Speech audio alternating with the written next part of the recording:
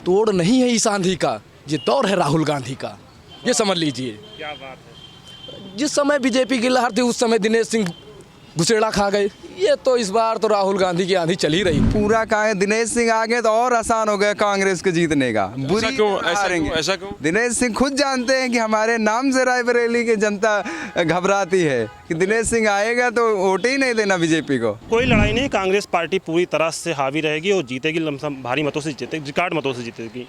जी बिल्कुल। कांग्रेस प्रत्याशी राहुल गांधी रायबरेली से नामांकन कर चुके हैं। क्या लग रहा है इस बार? बताया जा रहा है कि राहुल गांधी के लिए आसान नहीं है रायबरेली। बिल्कुल आसान है। ये तो सोनिया गांधी का गढ़ ही रहा है देखा जाए। उसके बाद में ये सोनिया गांधी का मतलब कि अगर देखा जाए राहुल गांधी परिवार का गढ़ रहा है। और यहाँ अब की अगर बात की जाए तो अगर राहुल गांधी यहाँ 5 लाख वोटों से जीत के जाएंगे। 5 लाख जीत जाएंगे? जी बिल्कुल जीत के जाएंगे। लोग कह रहे हैं कि आती नहीं है सोनिया गांधी, सालों साल नहीं आता है कोई, अब परिवर्तन हो गया है बहुत सारी चीज़ों का। बिल्कुल आती हैं, कौन कहता नहीं है भाई। 2 महीना पहले राहुल गांधी यहाँ आए थे रायबरेली, कौन कहता नहीं आती हैं। उनको पता ही नहीं कि राहुल गांधी आती कि नहीं आती हैं। राहुल गांधी परस्पर आते हैं रायबरेली। कहा जा रहा है कि दिनेश प्रताप सिंह बड़ा मजबूत कैंडिडेट है इस बार। कौन है दिनेश प्रताप सिंह भैया? कौन है? हमको पता ही नहीं दिनेश प्रताप सिंह कौन है। चलिए भाई, ये तो खैर मजाक कर रहे हैं भाई हमारे। दिनेश प्रताप और कांग्रेस के राहुल गांधी इस बार मैदान में आ गए हैं, तो क्या लग रहा है आज नामांकन के बाद कुछ परिस्थितियाँ बदली हैं? प्रत्याशी कोई भी हो, दूसरी पार्टी से, बीजेपी से, जीत यहाँ पर सिर्फ कांग्रेस की ही होगी, क्योंकि कांग्रेस पार्टी राष्ट्रीय नेतृत्व के हाथ में सीट है। और माननीय राहुल गांधी जी का जो इस समय चेहरा है वो लोकतंत्र बचाने का है, संविधान बचाने का है, बेरोजगारों के हित में है, किसानों के हित में है और नौजवानों के हित में है। तो यहाँ से माननीय राहुल गांधी जी की जो जीत है वो भारी मतों से होगी, रिकॉर्ड मतों से होगी। बस बड़ा असमंजस रहा कि किसको लड़ाया जाए। बड़ी दुविधा के बाद आज निर्णय लिया गया है। तो लेट होने की वजह से कहीं ऐसा नहीं लगता आपको संघर्ष ज़्यादा करना पड़ेगा, मेहनत ज़्यादा करनी पड़ेगी? कांग्रेस पार्टी कोई ऐसी पार्टी नहीं है कि जो बरसाती मेढक की पार्टी हो। इसके कार्यकर्ता लगातार सतत रूप से कार्य करने वाले कार्यकर्ता हैं। हर कार्यकर्ता के अंदर ये क्षमता है कि वो प्रत्याशी बन सकता है, वो लोकसभा का चुनाव लड़ सकता है। तो लेट करने का कोई मतलब है, कोई नुकसान नहीं होगा। लगातार हम लोग क्षेत्र में काम कर रहे हैं और करते रहेंगे। प्रत्याशी अब राहुल गांधी जी आ गए हैं तो अब और मजबूती मिलेगी। अच्छा, कहा जा रहा है कि बीजेपी का इस बार जो उम्मीदवार हैं वो रायबरेली से हैं, लोकल। तो रायबरेली की जनता ये चाह रही है कि जो लोकल यहाँ का हमारा प्रत्याशी है हम उसको इस बार जिता के लाएं। वो बने हैं तो कांग्रेस से ही बने हैं और कांग्रेस से ही नेता बन करके किसी दूसरी पार्टी में गए हैं। तो ये नहीं कहेंगे क्योंकि दूसरे पार्टी में है, वो उनका कोई वो नहीं है। बस हाँ ठीक है, प्रत्याशी हैं, अच्छी बात है, स्वागत है। अच्छा, तो लड़ाई है नहीं है? लड़ाई है कुछ नहीं, कोई लड़ाई नहीं। कांग्रेस पार्टी पूरी तरह से हावी रहेगी और जीतेगी, लमसम भारी मतों से जीतेगी, रिकॉर्ड मतों से जीतेगी। जी बिल्कुल। जी भाई साहब, आपके क्या राय? किस मारे में? ये जो चुनाव है तो क्या लग रहा है इस बार क्या समीकरण है? कहा जा रहा है कि राहुल गांधी के लिए बहुत कठिन होगा रायबरेली इस बार। किसने बोला कठिन होगा? कुछ कह रहे हैं बीजेपी। ये अगला विपक्षी का तो काम ही है बोलना कि हाँ मतलब सामने वाली पार्टी, हमारी जो प्रतिद्वंदी पार्टी है वो हमसे कमज़ोर है। लेकिन जनता आज की आप अगर रहे होंगे तो आज की जो हुजूम था पूरा कांग्रेस के समर्थन में, वो तो देख के खुद ही अनुमान लग जाएगा कि क्या होने वाला है। बहुत बड़ा परिवर्तन होने वाला है ना। और रायबरेली ही नहीं, पूरे देश में परिवर्तन होने वाला है। ये कह रहे हैं कि अब वायनाड रहेंगे कि रायबरेली रहेंगे, अब ये उनको जस्टिफाई करना पड़ेगा पब्लिक के सामने। और क्योंकि वो घर बताते थे लेकिन अब वो घर नहीं, अब सोनिया गांधी है नहीं, राहुल गांधी वो वायनाड से वो सांसद हैं और ऐसे में दिनेश प्रताप उनके लिए ज़्यादा सुटेबल है। नहीं, घर किसी का बदलता तो है नहीं, ये तो उनका पुश्तैनी घर ही है भाई, है ना।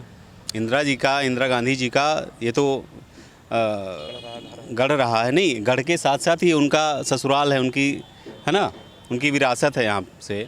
तो हमेशा से कांग्रेस विरासत बचेगी कांग्रेस किस बार? बिल्कुल बचेगी। बिल्कुल बहुत वोटों से कांग्रेस जीतेगी यहाँ। बीजेपी दावा कर रही है कि वो कह रहे गांव में हम लोग घूमते हैं, गांव में पता करिए, तो शहर है, यहाँ चिल्लाओगे, गांव में जाके पता करिए। गांव माहौल अलग है। गांव में पूरा कहा है दिनेश सिंह आ गए तो और आसान हो गया कांग्रेस के जीतने का। ऐसा क्यों? ऐसा क्यों? दिनेश सिंह खुद जानते हैं कि हमारे नाम से रायबरेली की जनता घबराती है कि दिनेश सिंह आएगा तो वोट ही नहीं देना बीजेपी को। अच्छा, ऐसी बात है। वो दिनेश और कहा जा रहा है कि दिनेश प्रताप बड़े मजबूत कैंडिडेट हैं इस बार। वो खुद जानते हैं ना कि हम मजबूत हैं, कांग्रेस मजबूत है। उनका एक बयान भी आया था, सुना था आपने?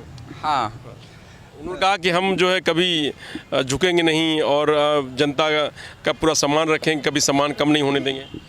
नहीं नहीं, ऐसा नहीं, वो सम्मान करते, एक तरफ तो सम्मान उनका होता है, लेकिन दूसरे तरफ क्या काम होता है वो वही जानते हैं ना। आज ऐसी पार्टी को छोड़ करके ऐसे लोगों के सामने झुक गए जो तानाशाही है, जो लोकतंत्र की हत्या करना चाहते हैं, युवाओं की हत्या करना चाहते हैं, बेरोजगारी लगातार फैला रहे हैं। तो कोरोना जैसी महामारी में जितने मौतों का जिम्मेदार जिस पार्टी, वहाँ झुक गए, तो माँ जैसी पार्टी जो गद्दारी कर सकता है, कुछ भी कर सकता है, उस पर लोग भरोसा कैसे कर सकें? कोविशील्ड जो वैक्सीन है उसने खुद अभी एक्सेप्ट किया है कि हमारे इसके कारण लोगों को heart attack and brain haemorrhage हो रहे हैं, और उसी पार्टी ने बीजेपी को चंदा दिया है 52 करोड़ रुपए। तो ये जो इलेक्टोरल बॉन्ड का जो घोटाला है वो भी जनता को पता चल गया है, तो उसका भी रिजल्ट अभी सामने आएगा। क्या लग रहा है भाई साहब? अब बिल्कुल अंगोछों से डाल के बिल्कुल टाइट है मामला जीत जाएंगे राहुल गांधी? पक्का ये तो कहीं हो ही नहीं सकता, क्योंकि आपने देखा है कि बेचारे बीजेपी वाले गिने चुने टेंट में बने बैठे थे, वो भी जब कांग्रेस कार्यकर्ता पहुंचे वहां छोड़ के भाग गए।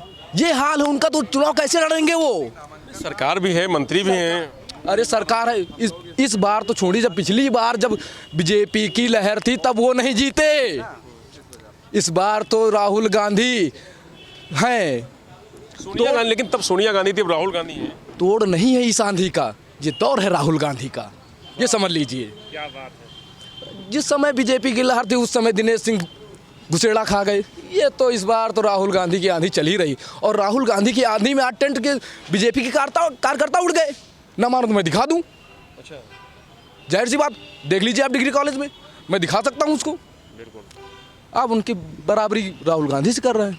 कहाँ जैसे दावा किया जा रहा है कि इस बार बड़ा कठिन होगा कांग्रेस के लिए, बड़ा कठिन होगा राहुल गांधी के लिए, क्योंकि वायनाड से हैं वो, और अब कहाँ से सांसद रहेंगे ये भी उनको तय कर पाना बड़ा मुश्किल होगा।